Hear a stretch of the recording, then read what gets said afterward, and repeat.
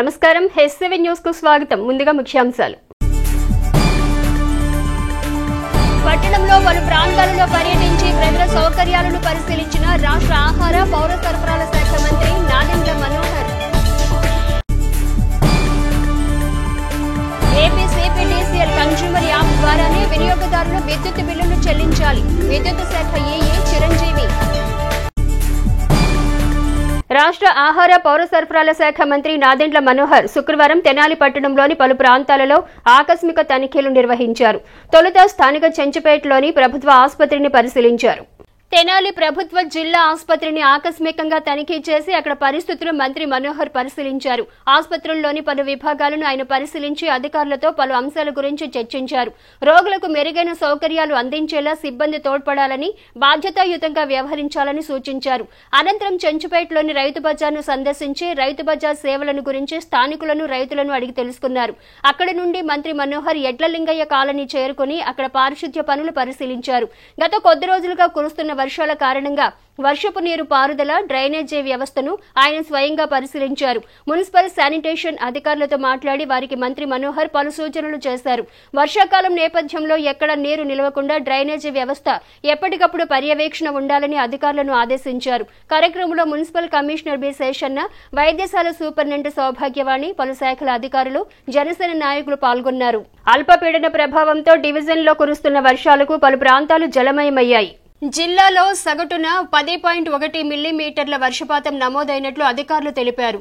అత్యధికంగా తెనాలి మండలంలో 28.4, దుగ్గిరాల 24.6, కొల్లిపర 12.6, మంగళగిరి 24 మిల్లీమీటర్ల వర్షపాతం నమోదైందని అధికారులు పేర్కొన్నారు. వర్షాల కారణంగా ప్రజలకు ఎటువంటి ఇబ్బందులు తలెత్తకుండా చర్యలు తీసుకోవాలని అన్ని శాఖల అధికారులను రాష్ట్ర మంత్రి నాదెండ్ల మనోహర్ ఆదేశించారు. విద్యుత్ బిల్లులను వినియోగదారులు ఏపీ సిపిడిసిఎల్ కన్స్యూమర్ యాప్ ద్వారానే చెల్లింపులకు అవకాశం కలదని విద్యుత్ శాఖ ఏఈ చిరంజీవి తెలిపారు. శుక్రవారం ఆయన మీడియాతో మాట్లాడుతూ తెనాలి డివిజన్ పరిధిలోని విద్యుత్ శాఖకు చెందిన సమస్యలకు సంబంధించి విద్యుత్ వినియోగదారుల సమావేశాన్ని ఈ నెల 20వ తేదీ శనివారం మధ్యాహ్నం 3 గంటలకు విద్యుత్ శాఖ డివిజన్ కార్యాలయం నందు ఏర్పాటు చేసినట్లు తెలిపారు. వినియోగదారులు తమ సమస్యలను గురించి సమావేశం నందు తెలిపి సమస్యలను పరిష్కరించుకోవాలని ఏఈ చిరంజీవి సూచించారు. వర్షాకాలం నేపథ్యంలో విద్యుత్ వైర్లు తెగి చెట్ల మీద పడే అవకాశం ఉన్నందున ప్రజలు అప్రమత్తంగా ఉండాలని ఆయన వివరించారు. గత 3-4 రోజుల నుంచి విస్తారంగా వర్షాలు పడుతున్నాయి. దానికి తోడు కొన్ని మండలాల పరిధిలో గాలులు కూడా వీస్తున్నాయి. వాటి వల్ల చెట్లు పడటం వల్ల కానీ రకరకాల కారణాలతో విద్యుత్ అంతరాయం కలుగుతుంది.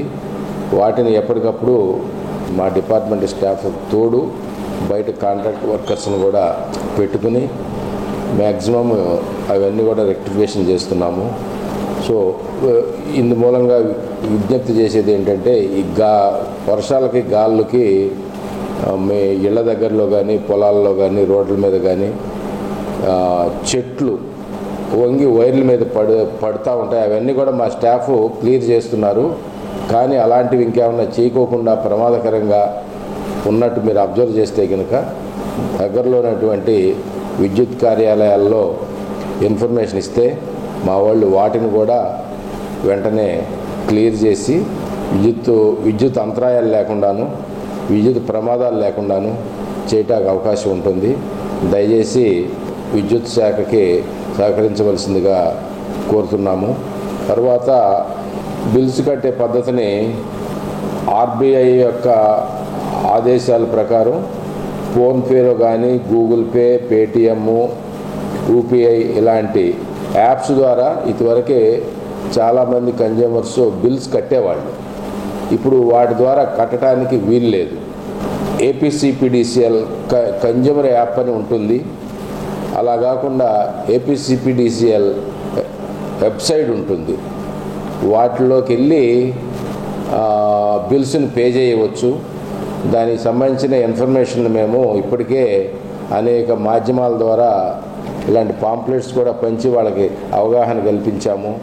అందరూ కూడా ఇలా ఏపీసీపీడీసీఎల్ యాప్ని ప్లే స్టోర్ నుంచి డౌన్లోడ్ చేసుకుని మీరు బిల్లు కట్టేస్తే ఇబ్బంది లేకుండా ఇన్ టైంలో బిల్లు కట్టిన వాళ్ళు అవుతారు, డిస్కనెక్షన్ లేకుండా ఉంటుంది.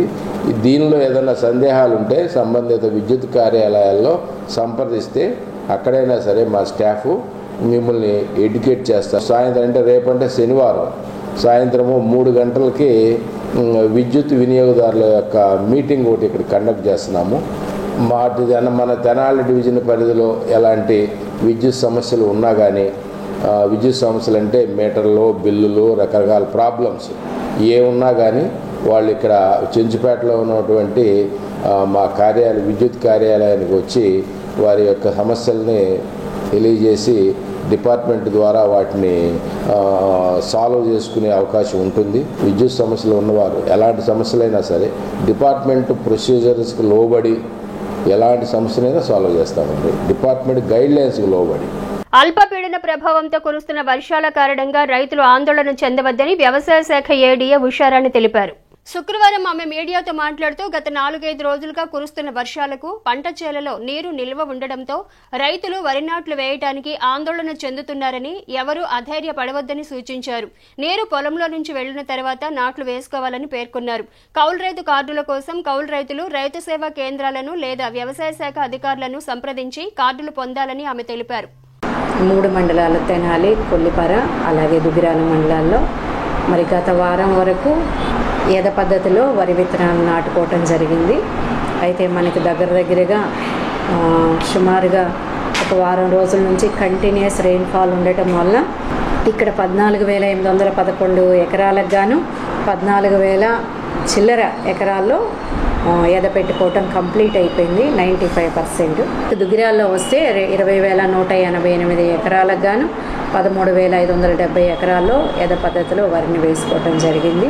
అలాగే మనకి తెనాలి మండలంకి వస్తే 15,930 చిల్లర్లో దగ్గరగా 6,570 ఎకరాల్లో వరి విత్తనాలు నాటుకోవటం జరిగింది. ఏదేమైనా ఒక్కొక్కసారి మొలకెత్తే అవకాశం ఉంది, ఒక్కొక్కసారి మొలకెత్తకపోవచ్చు. కనుక ఎక్కడైనా రైతులు ఈ విధమైన పరిస్థితులను ఎదుర్కోవాలంటే ఖచ్చితంగా మనకున్నటువంటి ఈ వర్షాలు తగ్గిన తర్వాత, నీళ్లు రిసీట్ అయిన తర్వాత మాత్రమే మనకు తెలుస్తుంది. అయితే మన సబ్ కలెక్టర్ గారు ఆధ్వర్యంలో ఇరిగేషన్ ఛానల్స్ని, డ్రైనేజ్ ఛానల్స్ని జేసీపీలు పెట్టడం ద్వారా చాలా త్వరగా ఉన్నటువంటి వీడ్స్ని క్లియర్ చేయడం జరుగుతుంది. కాబట్టి త్వరగానే వాటర్ రిసీట్ అవుతుంది. ఈ 2-3 రోజులు వర్షాలు తగ్గిన తర్వాత మనము బయటపడతాం అనుకుంటున్నాము. అలాగే ఇంకా మనకి మిగిలినటువంటి ఏరియాస్లో ఇప్పుడైతే మనం ఈ వారం రోజుల్లో మనం డైరెక్ట్ సోయింగ్ చేయలేము. రైతులతో మనం ఇంటరాక్ట్ అవటాన్ని బట్టి వారు చెప్పింది ఏంటంటే ఆగస్టు 2వ వారం వరకు వాళ్ళు వెయిట్ చేసి మరి నారుమడి కంటే నాట్లకు వెళ్లకుండా యథ పద్ధతిలోనే విత్తనాలు వేసుకుంటామనేది చెప్పడం జరిగింది. అలాగే మనకి సాయిల్ శాంపిల్స్ కలెక్షన్కి వచ్చినట్లయితే మన 3 మండలాల్లో 2,200 టార్గెట్ గాను మనకి తెనాలి 730 శాంపిల్స్ తీయటం జరిగింది, ల్యాబ్కి కూడా పంపించడం జరిగింది. అట్లాగే దుగ్గిరాలకు వస్తే 820 శాంపిల్స్కి కానీ 820 మనకి తీయటం జరిగింది, కానీ ల్యాబ్కి ఇంకా పంపవలసినవి ఉన్నాయి. అలాగే కొల్లిపర్లో కూడా 662 కానీ 700 చిల్లర తీయటం జరిగింది. వాటిని కూడా బ్యాచ్ వైజ్ పంపిస్తూ ఉన్నారు. కౌలు రైతుల కార్డుల విషయానికి వస్తే కొల్లిపరకు వస్తే 3,120 గాను 1,052 కార్డులు ఇవ్వటం జరిగింది. అలాగే దుగ్గిరాలకు 3,300 గాను మనకి 900 ఇవ్వటం జరిగింది. వెరసి మొత్తం మీద 9,700 చిల్లరకు గాను 2,600 చిల్లర మనం ఈ కౌలు రైతుల కార్డులు ఇవ్వటం జరిగింది. కనుక ఇంకా ఏమాత్రం సెంటు భూమి కూడా పొలం లేనటువంటి కౌలు రైతులు, అలాగే కొంత పొలం ఉండి మరికొంత కౌలు చేసేటువంటి పార్షియల్ టెనెంట్స్ మీరందరూ కూడా మీ ఆర్బీకేల పరిధిలోకి వెళ్ళి వారికి మీ వివరాలు ఇవ్వవలసిందిగా కోరుకుంటున్నాము. ఎందుకంటే ఇప్పుడు వచ్చినటువంటి కొత్త ప్రభుత్వంలో మరి చాలా కౌలుదారుల గురించి ఆలోచించి ఏదైనా బెనిఫిట్ ఇవ్వాలి అనే ఉద్దేశంతో ఉంది. కాబట్టి మరి ఈ అవకాశాన్ని మీరు ఎవరు కూడా పోగొట్టుకోవద్దు. కొల్లిపర మండలంలోని ఇసుక స్టాక్ పాయింట్ను స్థానిక శాసనసభ్యులు, రాష్ట్ర ఆహార పౌర సరఫరాల శాఖ మంత్రి నాదెండ్ల మనోహర్ శుక్రవారం పరిశీలించారు. రాష్ట్ర ప్రభుత్వం ఎంతో ప్రతిష్టాత్మకంగా ఉచిత ఇసుక పాలసీ విధానంను ప్రవేశపెట్టిందని అధికారులు సిబ్బంది సమన్వయంతో బాధ్యతాయుతంగా ప్రజలకు సేవలు అందించాలని మంత్రి మనోహర్ సూచించారు. స్టాక్ పాయింట్ నందు ఏ మేర ఇసుక అందుబాటులో ఉంది, ఎంత ప్రజలకు అందించడం జరిగింది అని ఆయన అధికారులను అడిగి తెలుసుకున్నారు. అలాగే ప్రభుత్వం ఆదేశించిన ప్రకారం ఇసుక సప్లై అవుతుందా లేదా అని ఆరా తీశారు. ఉచిత ఇసుక పంపిణీపై అలసత్వం వహిస్తే కఠిన చర్యలు ఉంటాయని మంత్రి మనోహర్ హెచ్చరించారు. సాంఘిక సంక్షేమ హాస్టళ్లలో విద్యార్థులు ఎదుర్కొంటున్న సమస్యలపై సమగ్రంగా తెలుసుకునేందుకు ఏఐఎస్ఎఫ్ ఆధ్వర్యంలో ఈ నెల 20వ తేదీ నుండి 30వ తేదీ వరకు హాస్టళ్ల సందర్శన కార్యక్రమం చేపట్టినట్లు ఏఐఎస్ఎఫ్ జిల్లా అధ్యక్షులు పాసం వెంకటేష్ తెలిపారు.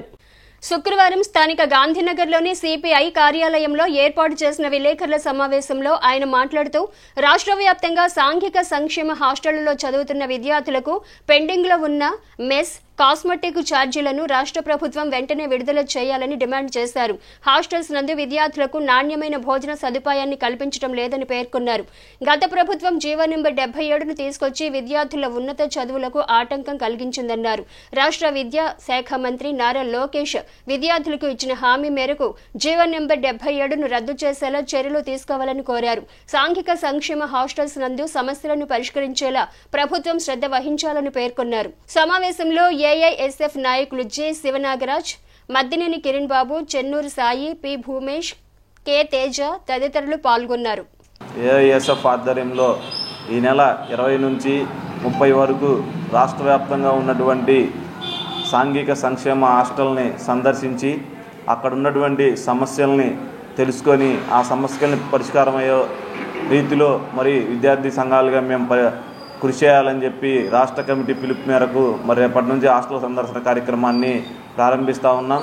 తెనాలి నియోజకవర్గంలో ఉన్నటువంటి సాంఘిక సంక్షేమ హాస్టళ్ళు, అదేవిధంగా ఎస్సీ, ఎస్టీ, బీసీ హాస్టళ్లకు సంబంధించి అనేక సమస్యలు మరి ఉన్నాయి. ఆ సమస్యలతో విద్యార్థులు సతమతం అవుతున్న తరుణంలో గత ప్రభుత్వంలో అనేక సార్లు అధికారులను మొత్తుకొని మరి వినతిపత్రాల రూపంలో, ధర్నాల రూపంలో, ర్యాలీల రూపంలో అఖిల భారత విద్యార్థి సమైక్య ఏఐఎస్ఎఫ్గా సమస్యలను తీసుకెళ్లినప్పటికీ వాళ్ళ దృష్టికి ఎటువంటి పరిష్కార మార్గం చూపకపోగా విద్యార్థి నాయకుల పట్ల మరి కఠినంగా ప్రవర్తించిన పరిస్థితిని మనం చూస్తాం. నూతనంగా ఏర్పడినటువంటి ప్రభుత్వం దృష్టి సారించి అధికారులని హాస్టల్స్కి పంపించి అక్కడ ఉన్న సమస్యలను తెలుసుకొని ఆ సమస్యలను పరిష్కారం దిశగా మీరు కృషి చేయాలని చెప్పి ఏఐఎస్ఎఫ్గా డిమాండ్ చేస్తూ ఉన్నాం. ఏఐఎస్ఎఫ్ మరీ ముఖ్యంగా ఈ హాస్టల్ని సందర్శించి ప్రతి విద్యార్థితో మాట్లాడి మరి ఆ సమస్యల్ని మీ దృష్టికి తీసుకొచ్చే ప్రయత్నం చేస్తాం. ఆ సమస్యలను మీరు పరిష్కరించకపోతే ఏఐఎస్ఎఫ్ రాష్ట్ర వ్యాప్తంగా ఆందోళనకు దిగి కలెక్టర్ ఆఫీసుల దగ్గర ధర్నాలు చేస్తామని చెప్పి సందర్భంగా తెలియజేస్తూ ఉన్నాం. విద్యాశాఖ మంత్రి ఉన్న లోకేష్ గారిని మేము అభ్యర్థిస్తూ ఉన్నాం. జీవో నెంబర్ 77ని వెంటనే రద్దు చేసి ఆల్రెడీ ఐసెట్ రాసినటువంటి విద్యార్థులు త్వరలో కౌన్సిలింగ్ ప్రారంభమవుతూ ఉంది కాబట్టి మీరు స్పష్టమైన హామీ ఇచ్చి జీవో నెంబర్ 77ని వెంటనే రద్దు చేస్తే వాళ్ళకి ఫీజు రియంబర్స్మెంట్ పూర్తి స్థాయిలో అంది వాళ్ళ ఉన్నత భవిష్యత్తుకి వెళ్ళే విధంగా అది దోహదపడతా ఉంది. ఈ జీవో నెంబర్ 77 మూలంగా ఏదైతే పీజీ చదువుకునేటటువంటి మంచి భవిష్యత్తుకి వెళ్ళే విధంగా మీరు చర్యలు తీసుకోవాలని చెప్పి ఏఐఎస్ఎఫ్గా డిమాండ్ చేస్తూ ఉన్నాం.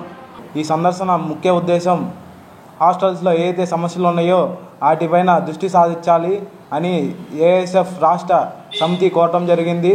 మేము టౌన్లో ఉన్న హాస్టల్స్ అన్నిటినీ సందర్శించి వాళ్ళ సమస్యలు ఒకటి తెలుసుకొని రాష్ట్ర సమితి దగ్గరికి చేకూర్చడం జరుగుతుంది.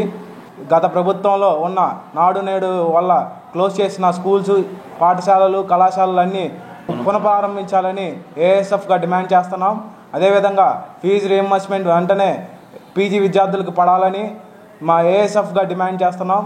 వినుకొండ వైఎస్ఆర్ కాంగ్రెస్ పార్టీ యువ నాయకుడు అబ్దుల్ రషీద్ని రోడ్డుపై కత్తులతో దారుణంగా పొడిచి చంపడాన్ని తాము తీవ్రంగా ఖండిస్తున్నామని, రాష్ట్రంలో ఇలాంటి ఘటనలు పునరావృతం కాకుండా చూసుకోవాల్సిన బాధ్యత ఆంధ్రప్రదేశ్ రాష్ట్ర ముఖ్యమంత్రి నారా చంద్రబాబు నాయుడుపై ఉందని వైఎస్ఆర్ కాంగ్రెస్ పార్టీ జిల్లా మైనారిటీల ప్రధాన కార్యదర్శి షేక్ సుభానీ అన్నారు. శుక్రవారం దుగ్గిరాల మూర్తజా నగర్లో సుభానీ మీడియాతో మాట్లాడుతూ వినుకొండలోని వైఎస్ఆర్ కాంగ్రెస్ పార్టీ మైనారిటీ యువ నాయకుడు అబ్దుల్ రషీద్ని నడి రోడ్డుపై కత్తులతో కిరాతకంగా నరికి చంపడం రాష్ట్రంలో అందరినీ కలిచివేసిందని అన్నారు. అత్యంత అనాగరికంగా హత్య చేశారని అన్నారు. ప్రభుత్వం దోషులను కఠినంగా శిక్షించాలని, ప్రజాస్వామ్యంలో ఇటువంటి దాడులు ఏమాత్రం సమంజసం కాదని అన్నారు. శాంతి భద్రతను విఘాతం కలిగించే ఇటువంటి ఘటనలు పునరావృతం కాకుండా ఆంధ్రప్రదేశ్ రాష్ట్ర ముఖ్యమంత్రి నారా చంద్రబాబు నాయుడు అత్యంత కఠినంగా వ్యవహరించాలని కోరారు. వినుకొండలో వైఎస్ఆర్సీపీ మైనార్టీ యువ నాయకుడు అబ్దుల్ రషీద్పై నడి రోడ్డుపై కత్తులతో కిరాతకంగా నరికి చంపడం రాష్ట్రంలో అందరినీ కలిచివేస్తుంది. అత్యంత అనాగరికంగా ఈ హత్య చేశారు. ప్రభుత్వం దోషులను కఠినంగా శిక్షించాలి. ప్రజాస్వామ్యంలో దాడులు సమంజసం కాదు. రాష్ట్రంలో దాడులకు పాల్పడుతున్న వారు ఏ స్థాయిలో వ్యక్తులైనా, ఏ రాజకీయ పార్టీకి సంబంధించిన వారైనా పార్టీలకు అతీతంగా చర్యలు తీసుకోవాలి. శాంతి భద్రతలను విఘాతం కలిగించే ఇటువంటి సంఘటనలు పునరావృతం కాకుండా ముఖ్యమంత్రి చంద్రబాబు నాయుడు గారు అత్యంత కఠినంగా వ్యవహరించారు. దుగ్గిరాల శ్రీ గంగా పార్వతీ సమేత శ్రీ నాగేశ్వర స్వామి దేవస్థానం నందు ఆషాఢ మాసం సందర్భంగా శుక్రవారం అమ్మవారిని శాకాంబరి అలంకరణలు నిర్వహించారు. గ్రామంలోని మహిళలు భక్తులు విశేషంగా పాల్గొని అమ్మవారిని దర్శించుకోగా వచ్చిన భక్తులకు ఆలయ అర్చకులు యుగంధర్ శర్మ తీర్థ ప్రసాదాలు పంపిణీ చేశారు. ఈ సందర్భంగా అర్చకులు యుగంధర్ శర్మ మాట్లాడుతూ గ్రామంలో ఉన్న శ్రీ గంగా పార్వతీ సమేత నాగేశ్వర స్వామి దేవస్థానం నందు గత 11 సంవత్సరాలుగా శాకాంబరి దేవిగా అలంకరణ చేయటం జరుగుతుందన్నారు. ప్రత్యేకంగా అమ్మవారికి ఆకుకూరలు, వివిధ రకాల ఫలాలు, కూరగాయలతో అలంకరణ చేశామన్నారు. ముందుగా విఘ్నేశ్వర పూజ, పంచామృత అభిషేకం, అమ్మవారికి సహస్రనామ అష్టోత్తర శతనామావళి, కుంకుమార్చన పూజలు నిర్వహించామన్నారు. అమ్మవారి అలంకరణను మరుసటి రోజు శనివారం ఉదయం 10:30 గంటల వరకు కొనసాగుతుందన్నారు. భక్తులు విధిగా పాల్గొని అమ్మవారిని దర్శించుకోవాలని కోరారు. దుగ్గిరాల మండలం దుగ్గిరాల గ్రామ దేవస్థానంలో శ్రీ గంగా పార్వతీ సమేత నాగేశ్వర స్వామి వారి దేవస్థానంలో ఆషాఢ మాస సందర్భంగా శాకాంబరి దేవి గత 11 సంవత్సరాల నుంచి నిర్వహించడం జరుగుతుంది.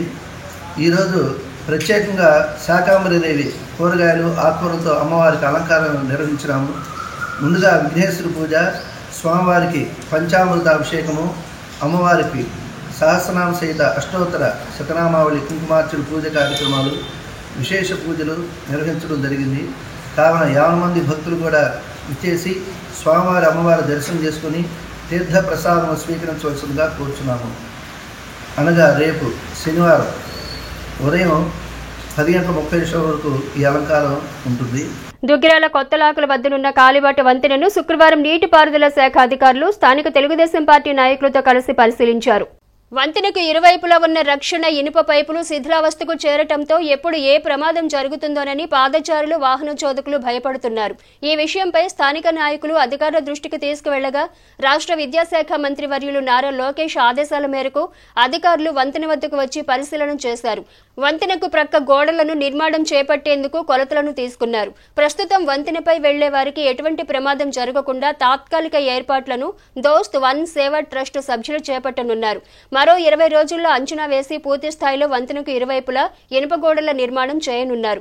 పరిశీలించిన వారిలో నీటిపారుదల శాఖ SA Umamaheswararao, AE Mallikarjuna, DE NKV Prasadarao, MPDO Bhargavi, AE Vanitha, Telugu Desam party రాష్ట్ర వాణిజ్య విభాగం ప్రధాన కార్యదర్శి గూడూరు వెంకట్రావు, గద్దెవాసు, తాడిబేని ఏడుకొండలు, రైతులు తదితరులు పాల్గొన్నారు. వార్తలు ముగించే ముందు ముఖ్యాంశాలు మరోసారి. పట్టణంలో పలు ప్రాంతాలలో పర్యటించి ప్రజల సౌకర్యాలను పరిశీలించిన రాష్ట్ర ఆహార, పౌర సరఫరాల శాఖ మంత్రి నాదెండ్ల మనోహర్.